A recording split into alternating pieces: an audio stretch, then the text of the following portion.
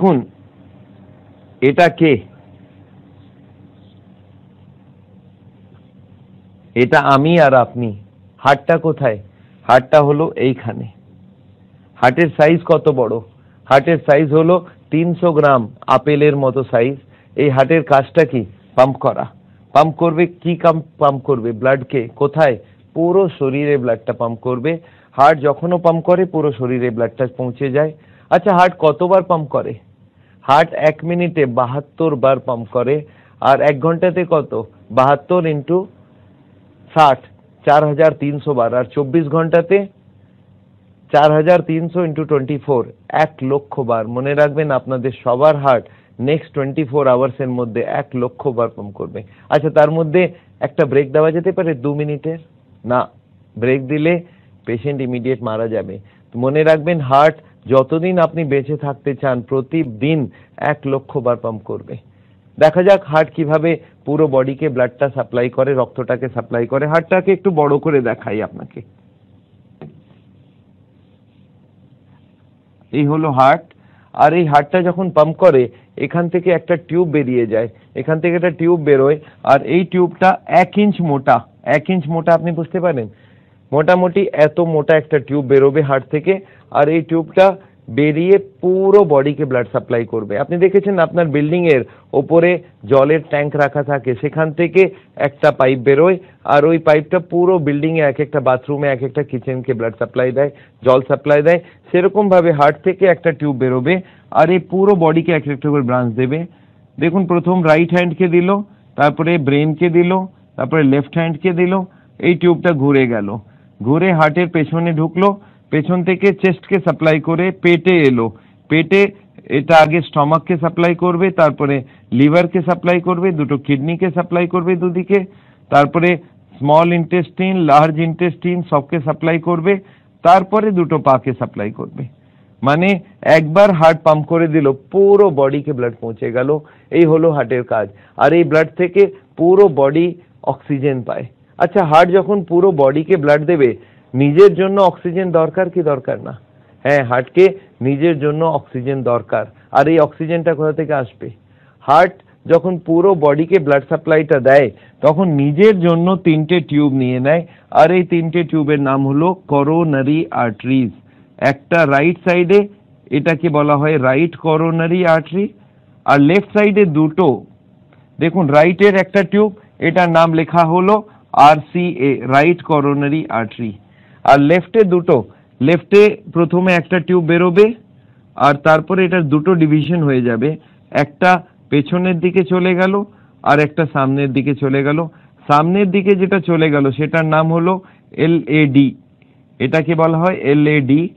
দেখুন আপনাকে দুটো লেফট নামগুলো যদি দেখি, একটা হবে লেফট আর একটা হবে লেফট।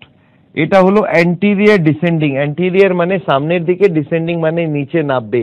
তাহলে এটা হলো LAD, লেফট অ্যান্টিরিয়র ডিসেন্ডিং, এই সামনেরটা। আর হলো LCX, এটা ঘুরে যাবে হার্টের পেছনে, এই জন্য এটার নাম হলো LCX। এই 3টে টিউব থেকে হার্ট ব্লাড পায়। আর হার্টের অসুখের মানে কি জানেন আপনি? এর মানে হলো এই টিউবটার ভেতরে এখানে চর্বি জমে যায়, কোলেস্ট্রল জমে যায়, ফ্যাট জমে যায়, আর ধীরে ধীরে হার্টের ব্লাড সাপ্লাইটা কমে যায়। এটাকেই বলা হয় হার্টের অসুখ। আর এই অসুখটা এখন বিশ্বর সবথেকে বড় অসুখ। সেই অসুখে হার্টের ব্লাড সাপ্লাই ধীরে ধীরে কম হয়ে যায়। আর যেদিন বন্ধ হয়ে যাবে সেদিন হার্টটাও বন্ধ হয়ে যাবে, হার্ট অ্যাটাক হয়ে যায়। তাহলে এটাকে আপনাকে আরো ডিটেলে বোঝায়। হার্টের অসুখ কি সেটা বোঝা যাচ্ছে। এই ব্লকেজ কোন টিউবের ভেতরে, যেগুলো হার্টকে নিজের সাপ্লাই করে। এই টিউবগুলো কত মোটা ভাবুন তো। বাচ্চারা পেন্সিলে লিখে দেখেছেন? সেরকম হার্টের টিউবটা হয়, অত পাতলা, 3 থেকে 4 মিলিমিটারের টিউব। আর এই হলো ব্লকেজ। আচ্ছা ভাবুন তো, এই ব্লকেজটা কখন তৈরি হবে? কতদিন লাগবে এই ব্লকেজটা বানাতে? 1 উইক, 1 মাস, 1 বছর, 5 বছর, বছরের পর বছর। আপনাকে একবার ব্লকেজটা বানিয়ে দেখানো যাক। আচ্ছা একটা কথা ভাবুন, ব্লকেজটা শুরু কখন হবে? বাচ্চা জন্মাবার সঙ্গে সঙ্গে ব্লকেজ শুরু হবে না। না, বাচ্চা জন্মাবে, ধীরে ধীরে বাড়বে। যতদিন চর্বি খাক কোনো অসুবিধা নেই, যতদিন বাড়বে ততদিন চর্বি খেলে কোনো অসুবিধা নেই, কিন্তু যেই বাড়তে বাড়তে বাড়তে বাড়তে 18-20 বছর বয়স হবে তখন ওর বাড়া বন্ধ হয়ে যাবে। এরপরে যে এক্সট্রা ফ্যাট তার কোনো দরকার নেই, আর ওই এক্সট্রা ফ্যাটটা আমাদের বডির ভেতরে যাবে আর যেখানে যেখানে ডিপোজিট করবে মোটা হয়ে যাবে মানুষ, আর ভেতরে ব্লকেজ তৈরি হবে। তাহলে ধরে রাখুন 18 থেকে 20 বছর বয়সে এই ব্লকেজটা শুরু হলো, আর একজন মানুষের 60 বছরে জানতে পারলো হার্টের পেশেন্ট, তার মানে কত বছর লাগলো? তার মানে ওকে 40 বছর লেগেছে ব্লকেজ বানাতে। দেখা যাক একটা টিউবকে আমি ব্লকেজ বানিয়ে দেখাচ্ছি আপনাকে। এই একটা টিউবকে ব্লকেজ বানিয়ে দেখা যাক। এই দেখুন একটা টিউব আমি নিলাম, এই টিউবটাকে বড় করে দেখালাম, আর দেখুন ব্লকেজটা শুরু কোথা থেকে হবে। এই হলো ব্লকেজ, প্রথম শুরু হলো এখানে, ধরে নিন 20 বছর বয়স। এবার আরেকটু ব্লকেজ বাড়লো, এবার আরেকটু ব্লকেজ বাড়লো, আরো একটু ব্লকেজ বাড়লো। এখন কতটা গেল? এখন গেল 50% বন্ধ হয়ে গিয়েছে, কিন্তু এই পেশেন্টের কোনো কষ্ট নেই। কেন কষ্ট নেই? কারণ কি 50 এখনো ওর বাকি আছে, 50 এখনো ওর বাকি আছে। কেন বাকি? 50টার কি হবে?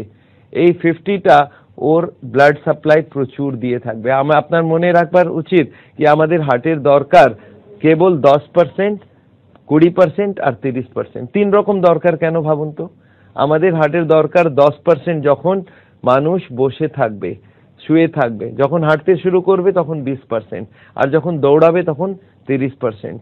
যদি 50 ব্লকেজ আছে তাহলে 50 খোলা আছে, পেশেন্ট দিব্যি দৌড়াতে পারবে, ওর কোনো কষ্ট হবে না। যেদিন পেশেন্ট 70 ব্লকেজ ক্রস করে যাবে, যেদিন পেশেন্ট 70-এর উপরে ব্লকেজ করে যাবে, সেদিন কষ্ট শুরু হয়ে গেল। কেন? আমাদের হার্টের দরকার 10, 20 আর 30। যেদিন 70-এর উপরে যাবে সেদিন পেশেন্ট এসে বলবে, স্যার আমি যদি দৌড়াতে থাকি তাহলে আমার বুকে ব্যথা হয়ে যাবে, আমি যদি হাঁটতে যাই যদি বুকে ব্যথা হয় তাহলে 80-এর উপরে ব্লকেজ, আর যদি বাথরুম যেতে যেতে ব্যথা হয়ে যায় তার মানে 90-এর উপরে ব্লকেজ। আপনি মনে রাখবেন হার্টের পেশেন্ট 70 পর্যন্ত বুঝতেই পারবে না, দৌড়াতে পারবে। আচ্ছা, যেদিন একটা পেশেন্ট আমাকে এসে বলল, স্যার আমি যখন দৌড়াতে যাই আমার বুকে ব্যথা হয়, বুকে চাপ পড়ে, শ্বাসকষ্ট হয়, গলায় চোকিং মনে হয়, তখন আমি জানতে পারি ওর পেশেন্টের 70-এর উপরে ব্লকেজ আছে। আর যেদিন বলে হাঁটতে গিয়ে সেম কষ্ট, এই কষ্টটাকে আমাদের ভাষায় বলা হয় অ্যানজাইনা। আর এই কষ্টটা এলেই আমরা বুঝতে পারি 80-এর উপরে ব্লকেজ হয়ে গিয়েছে। আচ্ছা একটা কথা ভাবুন, আমার কাছে পেশেন্ট পৌঁছবে কবে? 70-এর আগে না 80-এর পরে? পেশেন্ট আমাকে 80-এর পরে এসে বলবে, স্যার আমার অ্যানজাইনা হচ্ছে, আমার কষ্ট হচ্ছে। এই জিনিসটা আপনাকে মনে রাখতে হবে। এই হলো হার্টের অসুখ। আচ্ছা ধরে নিন 20 ব্লকেজ শুরু হয়েছে আর এটা 60 বছরে ও জানতে পারলো হার্টের পেশেন্ট, তাহলে কত বছর লাগলো? 20 বছর, 20 থেকে শুরু করে 60 পর্যন্ত এটা ব্লকেজ হয়েছে, তার মানে 40 বছর লাগলো এই ব্লকেজটা বানাবার জন্য। আর এই 40 বছরে 80% ব্লকেজ, তার মানে 2% পার ইয়ার এই ব্লকেজটা বাড়বে। এই হলো হার্টের অসুখ।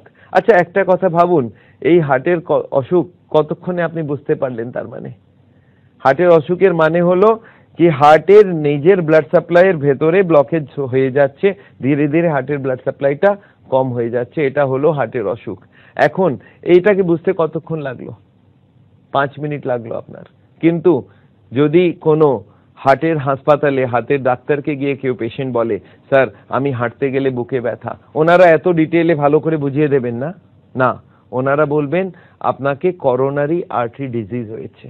আচ্ছা করোনারি আর্টারি ডিজিজ বলে দিলে পেশেন্ট বুঝতে পারবে না? পেশেন্ট কিছুই বুঝতে পারবে না। আচ্ছা করণীয় কি? পেশেন্ট কি করতে পারে?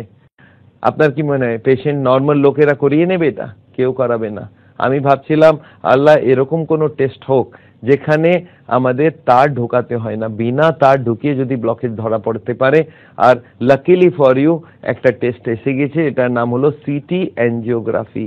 এই টেস্টটা লাস্ট 5-6 বছরে ওয়ার্ল্ড ভরে খুব পপুলার হচ্ছে, যেখানে কিছু করতে হবে না, আপনি যান একটা টেবিলের উপরে শুয়ে যান, টেবিলটা ভেতরে যাবে মেশিনের উপর ভেতরে। আপনি শুনেছেন কখনো ব্রেনের সিটি স্ক্যান করায়? সেভাবে হার্টের সিটি স্ক্যান করা হয়, সেখানে আপনাকে শুইয়ে দিয়ে একটা ইনজেকশন দেওয়া হবে, একটা এক্সরে নেওয়া হবে, আর উইদিন 2 মিনিট আপনি জানতে পারবেন আপনার ব্লকেজ কত আছে।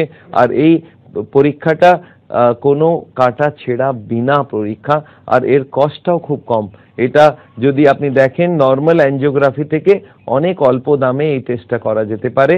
তাহলে এই টেস্টটা আপনি নিশ্চয়ই করিয়ে নিতে পারেন। আমি কেউ আমার কাছে আসে, স্যার আমি আমার ব্লকেজ জানতে চাই, আমি বললাম আপনি নর্মাল অ্যাঞ্জিওগ্রাফি না করিয়ে আপনি সিটি অ্যাঞ্জিওগ্রাফি করান। আর এই সিটি অ্যাঞ্জিওগ্রাফিটা একটা প্রবলেম হয়ে গেছে, কি বলুন তো, এর দাম কম, লোকে করাতে চায়, লোকে চায় এইরকম টেস্ট হোক, কিন্তু প্রবলেমটা কোথায়? প্রবলেম হলো আমাদের কার্ডিওলজিস্টরা যারা তার ঢুকিয়ে অ্যাঞ্জিওগ্রাফি করে তাদেরকে এই টেস্টটা পছন্দ হয় না। তাদেরকে গিয়ে জিজ্ঞাসা করবেন স্যার ওই বিনা তারের টেস্টটা কেমন, বলে ভালো না। আপনি বললেন স্যার ভালো না কেন? ওরা অ্যাডমিট করবে না, ওরা তার ঢোকাবে না, কোনো রিস্ক নেই, কমপ্লিকেশন নেই, তাহলে ভালো না আর কি মানে হলো? তখন ওরা বলেন ওটা অ্যাকিউরেট নেই। কিন্তু আপনি যদি ওনাদেরকে জিজ্ঞাসা করেন স্যার তাহলে ওই তার দিয়ে যে অ্যাঞ্জিওগ্রাফি করবেন সেটা অ্যাকিউরেট তো? হ্যাঁ ওটা খুব অ্যাকিউরেট, কিন্তু আপনাকে একটা কথা বলি যে তার দিয়ে অ্যাঞ্জিওগ্রাফি করে দেখবেন ওটাতেও ব্লকেজ 70, 80, 90 লেখা থাকে। আচ্ছা 70, 80, 90 রাউন্ড রাউন্ড নাই কি? যদি ব্লকেজ অ্যাকিউরেটলি দেখতো তাহলে ওরা লিখতো 71.5, 73.9। যদি ব্লকেজ 70, 80, 90 থাকে তার মানে এটা কি? তার মানে ওই ব্লকেজটা আন্দাজে বলা হচ্ছে। আচ্ছা 70, 80-র মধ্যে কত বছরের ফরক? 5 বছর। 2% করে যদি ডেভেলপ করে 5 বছর, মানে 5 বছর আগে করে দিলে 5 বছর পরে করে দিলে পেশেন্ট বুঝতে পারবেন না। তাহলে আপনি বুঝতে পারছেন অ্যাঞ্জিওগ্রাফিটাও অ্যাকিউরেট নয়, কিন্তু কার্ডিওলজিস্টরা এখনো তার ঢুকিয়ে অ্যাঞ্জিওগ্রাফি করতে চায়। এটা আমার মনে হয় আমাদের সাওলের মনে হয় এই টেস্টটা ঠিক না। বিনা কাটা ছিঁড়া করে যদি হার্টের অসুখ ঠিক হতে পারে বা হার্টের অসুখ বোঝা যেতে পারে এটাই সব থেকে ভালো। তাহলে এনিওয়ে আমরা এখন দুটো জিনিস বুঝলাম, একটা বোঝা গেল কি হার্টের অসুখটা কি, এই ব্লকেজটা কি করে কি হয়, আর সেকেন্ড আমরা বুঝতে পারলাম কি টেস্ট করালে এই ব্লকেজটা ধরা যেতে পারে। এখন থার্ড চ্যাপ্টারে যাই, এই ব্লকেজে সব থেকে খারাপ কি হতে পারে? ব্লকেজের অসুখ আছে, হার্টের অসুখ আছে, সব থেকে খারাপ কি হতে পারে? সব থেকে খারাপ হতে পারে হার্ট অ্যাটাক, এটাকে বলা হয় কার্ডিয়াক অ্যারেস্ট, এটাকে আমাদের মেডিকেল ভাষায় বলে করোনারি থ্রম্বোসিস বা অ্যাকিউট মায়োকার্ডিয়াল ইনফাকশন। এনিওয়ে ওই টার্মে যাবেন না, ভেবে রাখুন এটা হার্ট অ্যাটাক। হার্ট অ্যাটাক মানেটা কি একটু ভেবে দেখুন তো, হার্ট অ্যাটাকের লোকের পেশেন্টের কষ্ট কি হয়? কষ্ট হয় বুকে ব্যথা, প্রচুর বেশি ব্যথা, আর তার সঙ্গে শ্বাসকষ্ট, চোকিং, আর এটা হাঁটলে হবে না, এটা বসে বসে কষ্টটা হবে। আপনি ভেবে রাখুন বসে বসে যদি কারো বুকে ব্যথা হয়, বসে বসে শ্বাসকষ্ট হচ্ছে আর ঘাম হয়ে যাচ্ছে, তাহলে ভেবে রাখুন এটা হার্ট অ্যাটাক। কেন? क्योंकि বসে বসে ওর দরকার কেবল 10% ব্লাড সাপ্লাই, সেটাও নেই। তার মানে কি ব্লকেজ মোটামুটি 100%। হার্ট অ্যাটাকের মানেই হলো ব্লকেজ 100%। এই 100% ব্লকেজটা হতে আপনি জানেন খুব কম সময় দরকার হয়। হার্ট অ্যাটাক একটা পেশেন্ট কালকে ঘুরে পেটে বেড়াচ্ছে আর আজকে ওর হার্ট অ্যাটাক হয়ে গেল, 1 মিনিট লাগে হার্ট অ্যাটাক হতে। তাহলে আপনাকে নিশ্চয়ই আমার কাছে জিজ্ঞাসা করতে হবে স্যার এই হার্ট অ্যাটাকটা যেখানে 100 ব্লকেজ দরকার সেটা কি করে সাডেনলি হয়ে যায়? তাহলে আপনাকে আবার বোঝাই হার্ট অ্যাটাকটা কি করে হয় আর 2 মিনিটে কি করে হবে। যদি কারো 80 ব্লকেজ থাকে, ওকে 100 যদি করতে হয় তাহলে তো 10 বছর লাগা উচিত 2% করে বাড়াতে থাকলে, কিন্তু দেখা গেল 2 মিনিটের পরে হার্ট অ্যাটাক হয়ে গেছে। তাহলে কি করে হার্ট অ্যাটাকটা হয় একটু বুঝে নি। দেখুন হার্টের যে ব্লকেজটা আছে এর উপরে একটা পর্দা থাকে, এই যে পর্দাটা এটাকে বলা হয় ইন্টিমাল মেমব্রেন। আর যদি ব্লকেজ বাড়তে থাকে তাহলে পর্দাটার কি হবে বুঝতে পারছেন? পর্দাটা ধীরে ধীরে টান পড়বে, আর পর্দাটা টান পড়তে পড়তে একদিন পর্দাটা ছিঁড়ে যাবে। আর ছিঁড়ে যাওয়ার সঙ্গে সঙ্গে কি হবে জানেন তো? এখানে এখানে কি যায়? এখানে যাচ্ছে ব্লাড, এখানে যাচ্ছে রক্ত। এই রক্তটার মধ্যে যেই ছিঁড়ে গেল এখান থেকে কিছু কেমিক্যাল রিলিজ হয় আর রক্তর সঙ্গে মিক্স হয়ে রক্তটা জমাট বেঁধে যায়, আর রক্ত জমাট বেঁধে গেলে এটাকে বলা হয় ক্লট। আর এখানে একটা যদি ক্লট এসে গেল, এখন কত ব্লকেজ হয়ে গেল ভাবুন আপনি? এটা হয়ে গেল 100% ব্লকেজ, এটাকে বলা হয় হার্ট অ্যাটাক। এই হার্ট অ্যাটাকটা হলে কতক্ষণ লাগলো বুঝতে পারছেন? এই ক্লটিং হতে যতক্ষণ টাইম লাগে। আচ্ছা ক্লটটা হলো কেন? কেমিক্যাল রিলিজ হলো। কেমিক্যাল কেন রিলিজ হলো? পর্দা ছিঁড়ে গিয়েছে। পর্দা কেন ছিঁড়লো? ব্লকেজ বাড়ছিল। মানে হার্টের পেশেন্ট যদি ব্লকেজকে বাড়াতেই থাকে এক না একদিন পর্দাটা ছিঁড়বে, হার্ট অ্যাটাক হবে। তাহলে আপনি ভেবে দেখুন কি করা উচিত যাতে হার্ট অ্যাটাক না হয়। একজন আমাকে জিজ্ঞাসা করলো স্যার কি করা উচিত, আমি বললাম আমি আপনাকে জিজ্ঞাসা করছি, আপনি বলুন আমাকে। বললো কি? আমি বললাম একটা নোটের তোড়া আছে, তাতে রাবার ব্যান্ড লাগানো আছে, আমি নোট ঢুকিয়ে যাচ্ছি, তাহলে রাবার ব্যান্ডটার কি হবে? বলে ছিঁড়ে যাবে। আমি বললাম এখন আমাকে বলুন কি করলে রাবার ব্যান্ড না ছেড়ে। বলে স্যার তাহলে এখন কি আপনি নোট ঢুকিয়ে যাচ্ছেন? মানে ঢুকিয়ে যাচ্ছি, রাবার ব্যান্ড ছিঁড়তে পারে। বলে স্যার এখনো ছেড়েনি। আমরা না এখনো ছেড়েনি। তাহলে স্যার এখন নোট ঢোকানো বন্ধ করে দিন। তার মানে কি, ব্লকেজ যদি বাড়ানো বন্ধ করে দেন তাহলে পর্দাটা ছিঁড়বে না, হার্ট অ্যাটাক হবে না। আর ওই পেশেন্ট আরেকটা কথা বলে, স্যার আরো ভালো হয় যদি কিছু নোট বার করে নিন, যদি কিছু এখান থেকে চর্বি বার করে নেওয়া হয় তাহলে রাবার ব্যান্ডটা ঢিলে হয়ে যাবে আর কখনো হার্ট অ্যাটাক হবে না। তাহলে আপনি বুঝতে পারছেন হার্ট অ্যাটাকটাকে রোকবার জন্য সব থেকে ভালো উপায় কি? কি ব্লকেজ বাড়ানো বন্ধ করো আর ব্লকেজটাকে কম করা শুরু করে দিন, তাহলে হার্ট অ্যাটাক কখনো হবে না। এটাকে আমরা বলি প্রিভেনশন অফ হার্ট ডিজিজ। যদি ব্লকেজকে বন্ধ করে দিলেন বাড়ানো, আর রিভার্সাল মানে ব্লকেজটাকে কম করা যেতে পারে। তার মানে হার্টের পেশেন্ট যদি ব্লকেজকে বাড়ায় না আর কম করতে থাকে, রিভার্স করতে থাকে, তাহলে ওর হার্ট অ্যাটাকের চান্স একদম শেষ হয়ে যাবে। আর এটাই আমি হার্টের পেশেন্ট, আমাদের দর্শকদের যাদের হার্টের পেশেন্ট আছেন তাদেরকে বলবার জন্য আমি এই ক্লাসটা করছি, কিভাবে পেশেন্ট হার্টের অ্যাটাকে চলে যায় আর কি করলে হার্ট অ্যাটাকটা কখনো হবে না। এনিওয়ে, তাহলে আপনি এখন তিনটে জিনিস বুঝতে পারলেন, হার্টের অসুখ কি, হার্টের অসুখের কি কি টেস্ট করা যেতে পারে, আর হার্ট অ্যাটাক ব্যাপারটা কি, হার্ট অ্যাটাকটা কি করে হয়, আর কি করে হার্ট অ্যাটাকটাকে রোকা যেতে পারে। এখন আসা যাক ফোর্থ চ্যাপ্টারে, স্যার কি করা উচিত যাতে ব্লকেজ না বাড়ে আর ব্লকেজ রিভার্স হয়। এর জন্য আমার মনে আছে একবার আমি জিজ্ঞাসা করলাম একটা মানুষকে, খুবই বুদ্ধিমান লোক, ওকে আমি জিজ্ঞাসা করলাম স্যার কি করা উচিত যাতে ব্লকেজ বেড়ে না যায়, ব্লকেজ কমে যায়। উনি আমাকে একটা সিম্পল কোশ্চেন জিজ্ঞাসা করলেন, স্যার এই যে কালো কালো আপনি ড্র করেছেন যেটা ব্লকেজ, এই ব্লকেজটা কি মেটেরিয়াল দিয়ে তৈরি? আমরা তাহলে কি করবেন? বলে এই মেটেরিয়ালের সাপ্লাই বডিতে বন্ধ করে দেব। আপনি বুঝতে পারছেন কত সিম্পল জিনিস। এই যে ব্লকেজ যেটা আছে কি দিয়ে তৈরি হয় এই ব্লকেজটা, আর যদি আমরা এটা জানতে পারি এই ব্লকেজটা কি দিয়ে তৈরি আছে, ওই দুটোর সাপ্লাই যদি বন্ধ করে দিই তাহলে ব্লকেজ কখনো হবে না আর ব্লকেজ বাড়বে না।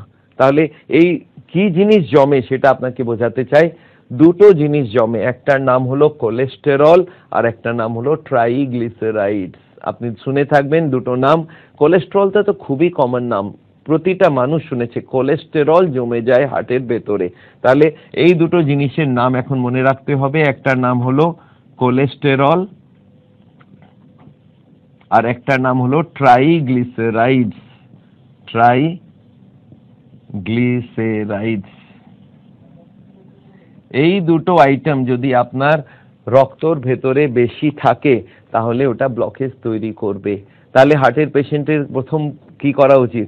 এই দুটোকে বোঝা উচিত। আপনার রান্নাঘরের মধ্যে এই দুটো জিনিস যদি থাকে আর এটা যদি আপনি খান তাহলে ব্লকেজ বাড়তে থাকবে, আর ব্লকেজ যদি বাড়ে একদিন হার্ট অ্যাটাক হবে। তাহলে এখন এই দুটোকে বোঝা যাক, কোলেস্টেরল কি আছে, ট্রাইগ্লিসারাইড কি আছে। তাহলে শুরু করি। এখন এই ট্রাইগ্লিসারাইড ব্যাপারটা কি? ট্রাইগ্লিসারাইড আপনাদের সবার রান্নার ঘরের মধ্যে থাকবে, আর এটার বাড়ির নাম, এটা যেটা বাসার নাম, সেটার নাম হলো তেল। কোন তেল? যত রকম তেল আছে, চাहे সয়াবিন তেল হোক, চাहे মাস্টার্ড অয়েল হোক, চাहे কার্নোলা অয়েল হোক, চাहे সূর্যমুখী তেল হোক, চাहे জাইতুং তেল হোক, বা তিলের তেল হোক, বা গ্রাউন্ডনাট চিনে বাদামের তেল হোক, যে কোনো তেল, আর আজকাল রাইস ব্রান অয়েল, এই যত রকম তেল বাজারে আছে সবগুলোর একটাই নাম, সেটা হলো ট্রাইগ্লিসারাইডস। এই ট্রাইগ্লিসারাইড, এই তেলটাকে কোথাও জমতে দেখেছেন আপনি? কোথায় দেখেছেন ভাবুন।